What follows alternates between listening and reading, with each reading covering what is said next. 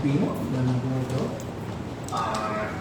Yes po, Sen. Ito yung sa bandang Pang Jumeirah, well documented naman po sa media yung nangyayari. At we have been assured by the Dubai Police na wala pong Pilipinong saktan na kasama na nasaktan. Ang tama po kayo, Sen, ang gagawin ko lang po dito yung mga maapektuhan sa Empleo kasi hindi tumulang may mga 80 ng Pilipino po doon sa Fairmont, nagkatrabaho Fairmont Hotel. At yun po, aalalayan ng Sen, bigyan namin ng correction fund assistance ng kawin habang posible, malamang po, maningin po ang trabaho dahil natamaan po talaga yung hotel.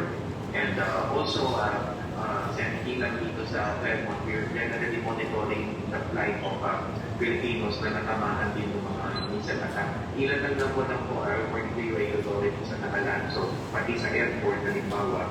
Okay, yun nga pala yung susunod kong tatanong, Sec. Okay. Yung airport sa Dubai, tinamaan din ng bomba. Okay, so anong status ng airport sa Dubai? Completely shutdown na sila o yes, half operational?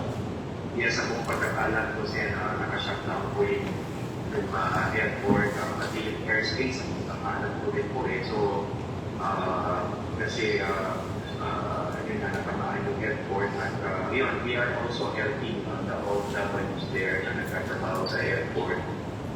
Kaya patuloy po ang ating pagmamana ng sitwasyon. Safety po, bibigyan natin sila ng action plan, with financial assistance. And of course, kung may nangangailangan ng shelter, pero pinakalagay ko hindi kasi nakatira naman sila sa loob ng airport. Patutulungan din po natin sa shelter, terms of shelter. And kung meron din mga na-shell shock, ay tutulungan din natin po yung mga na-shell shock terms of yung psychosocial. Alright.